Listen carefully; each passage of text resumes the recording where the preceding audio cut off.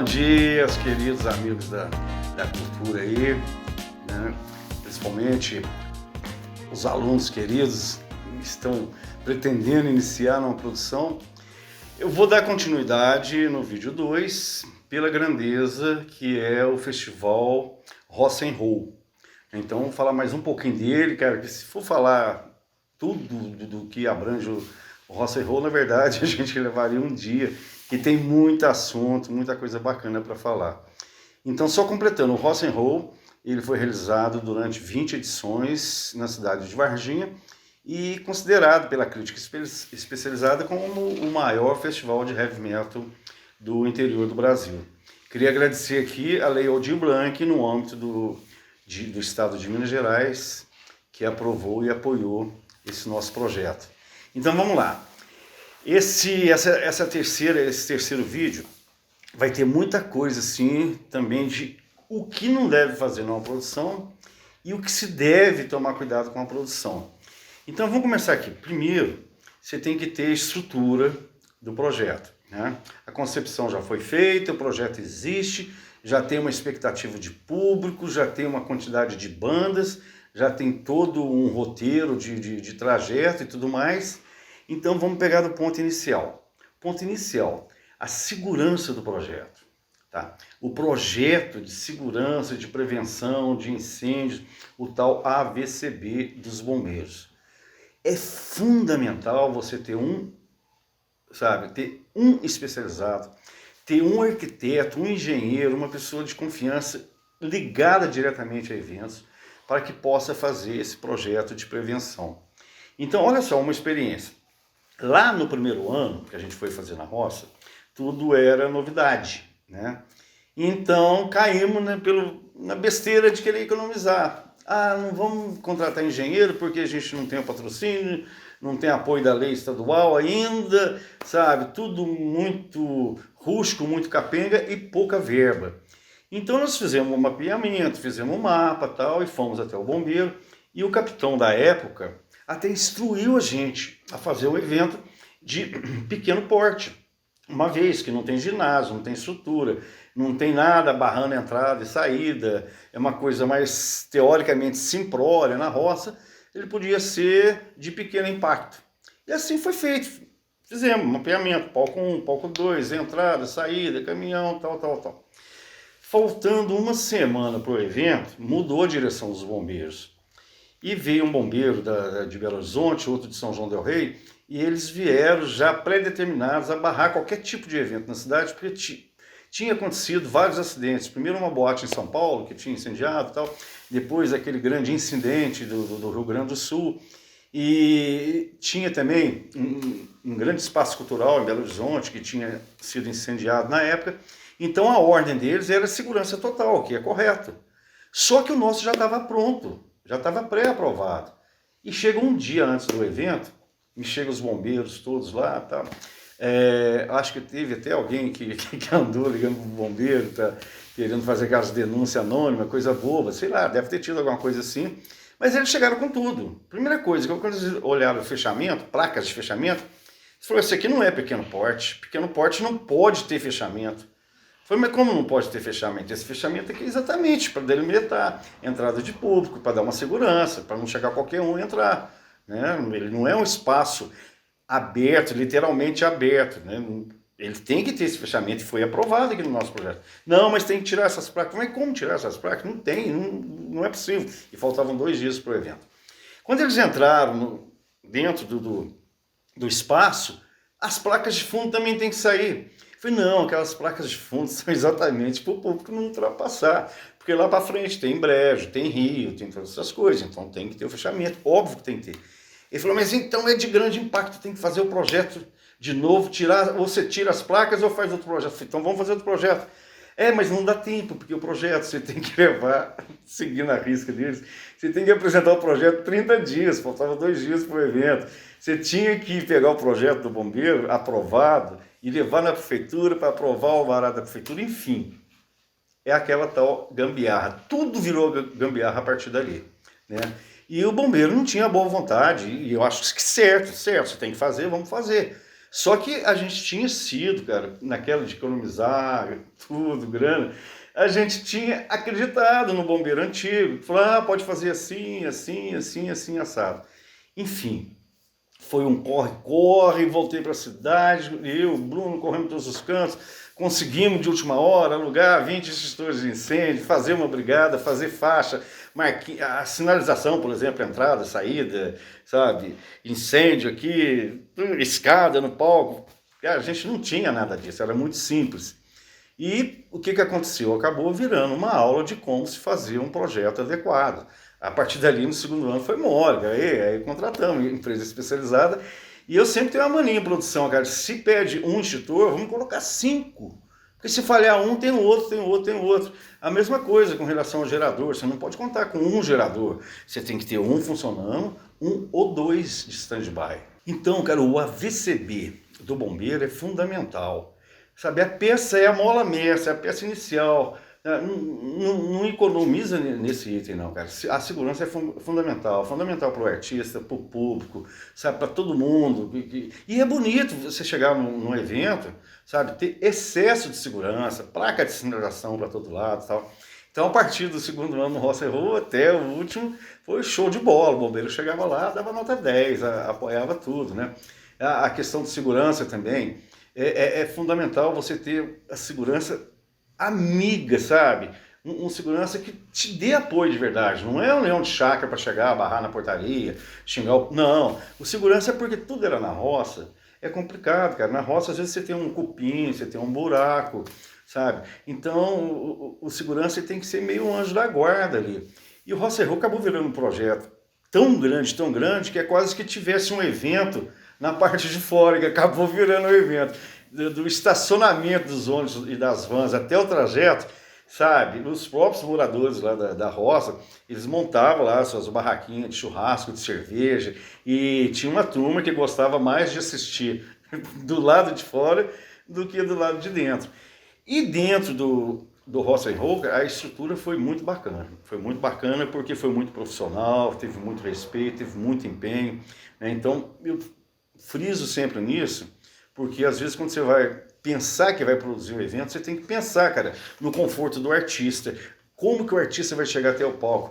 Ou seja, vinha uma banda da Inglaterra, o cara já chega em São Paulo, acho que vai tocar no meio da Amazônia. Então tem vários casos curiosos. Tem a banda Catedral, por exemplo, que eu gosto de contar muito. Eles chegaram em São Paulo, entraram numa van e chegaram da van, ou seja, eles vieram aeroporto, São Paulo direto para a roça. Quando eles chegaram na roça, cara, eles apavoraram, porque era literalmente roça, mato, mata-burro, estrada de chão, e preparamos um camarim para eles, todo especial, como se, dentro de um rancho, num rancho na beira do rio. Só que o rio à noite, claro que é escuro, e um deles entrou numa que tinha jacarés, alligator e tal, e uma aranha enorme também no muro do fundo. Não fosse o Churchill, que virou nosso intérprete na hora, os caras nem iam subir no palco, ia achar que tem cobra, aranha subindo pro palco, Brasil, floresta, fim do mundo, meu Deus.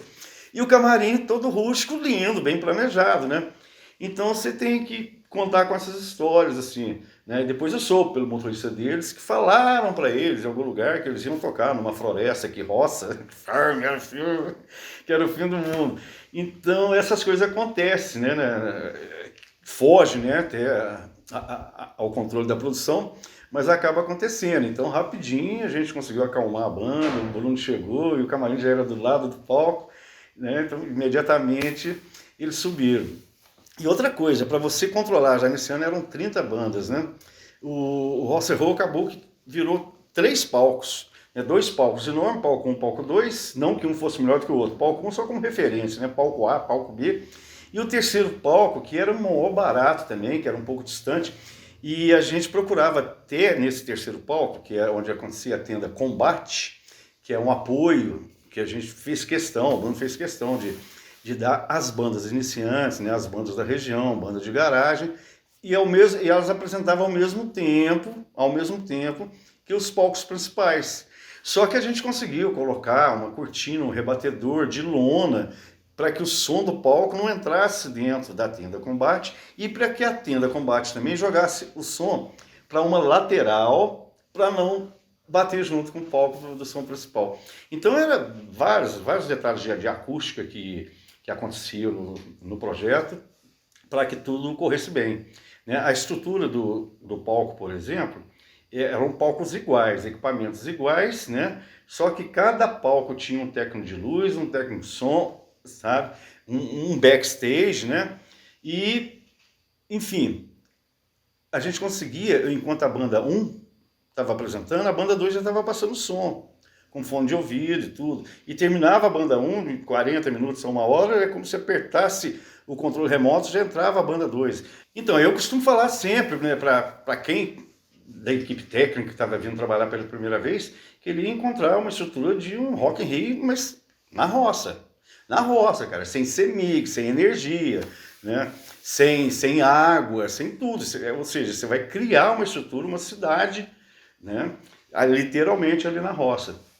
E a partir daí, já do segundo ano, vem o terceiro, quarto, a experiência foi aumentando e eu acho que a crítica toda elogiava, até os próprios artistas, seja estrangeiros, das grandes bandas do Brasil, elogiavam o evento, que eles imaginavam que, como eu imaginava no começo, que seria um eventinho na roça, mas uma estrutura enorme conseguida ali. E o público, cara, é como se fosse assim, os anjos da guarda da produção, porque eles atuavam. Eu nunca vi um público tão fiel, cara, tão educado, igual o público do Rock and Roll. Eu tenho que mencionar o público porque eu acho o público do heavy metal, assim, ele é muito fiel, ele é muito atento, ele quer ver tudo acontecendo da melhor forma. Então acaba que o público vira ali teu assistente, teu apoiador, em todos os detalhes. Todos os detalhes, seja na tenda de souvenir, seja na entrada, seja nos eventos paralelos, que o Rock and Roll tinha, além de música, disso tudo que a gente está falando, ele tinha vários eventos bacanas e grandes e paralelos. Tinha um festival de truco, que acontecia, o Trucão do Roça, acontecia numa casinha, né? Teve também um ano que foi muito legal, que teve demonstração de medievais, eles vieram de São Paulo, todo caracterizado, né? Com facões, facas, guilhotinas e tudo mais. E todos eles, cara, que vinham, principalmente esse pessoal que vinham pela primeira vez e de fora, eles ficavam encantados com o que eles encontravam ali. Ou seja, muita gente falava que a cultura do Rock and Roll era melhor do que muito festival grande acontecendo em outras cidades e até em capital. Vou até mencionar e registrar aqui, assim, com muito orgulho de eu ter conhecido de perto várias vezes o grande André Matos. O André Matos, ele era super convidado especial do Bruno para todo o Rock and Roll e acabei encontrando com ele umas 3 vezes, né, com as bandas dele na época. E eu lembro numa entrevista que ele deu, cara, ele mencionou que em Varginha, no Rock and Roll, tinha uma estrutura tão igual ou melhor do que o Wacken, que é aquele festival tradicional que acontece na Alemanha. Então, cara, foi um orgulho, né, ter participado, ter sido inovador junto com o Bruno dessa nova etapa lá do Rock and Roll.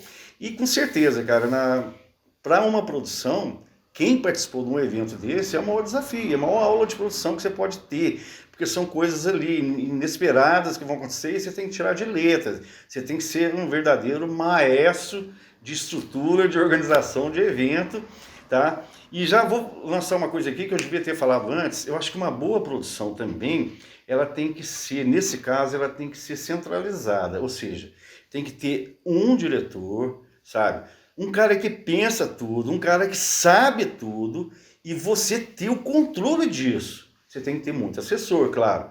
Mas quem vai finalizar aquele assunto é você. É você que está no comando. Porque na hora que você finalizar, você está finalizando não é um determinado assunto que vai favorecer um grupo aqui, não. Você está determinando uma coisa que vai fazer o evento girar em si.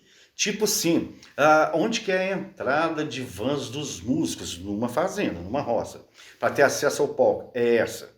Então isso tem que ser respeitado para que o trajeto da banda da cidade, ele chegue até o palco, apresente e vá embora naturalmente. Você não pode satisfazer um grupinho de músico que trouxe a família, meu primo, quer entrar no backstage, quer entrar no camarim, quer entrar... Não, cara, então não é ser grosso. Eu sou muito, nessa hora de produção, eu sou muito exigente. Não é questão de ser grosso, aqui não pode, não pode. Né? E se você fizer errado, certamente você vai estar atrapalhando uma sequência de outras coisas que pode ocorrer. Então a produção, cara, ela tem que ser pensada, tem que ser centralizada mesmo. Imagina, o cara deu a ideia lá de fazer uma coisa, não te avisou, daqui a pouco tá tudo, sabe? Então a produção, ela tem que ser segura, mas ela tem que ter essa liderança, uma liderança de alguém, sabe, que consiga enxergar todo o andamento. Então, gente, desculpe se eu estou falando muito, mas tem muitas outras coisas para falar, mas a gente tem mais vídeos aula. Acho que hoje já falamos bastante. Obrigado pela presença aí, pela audiência, e convido vocês para o 4º vídeo aula. Vamos falar de outros projetos, de outras coisas, de outras realidades de produção em cidades também, né? Obrigado.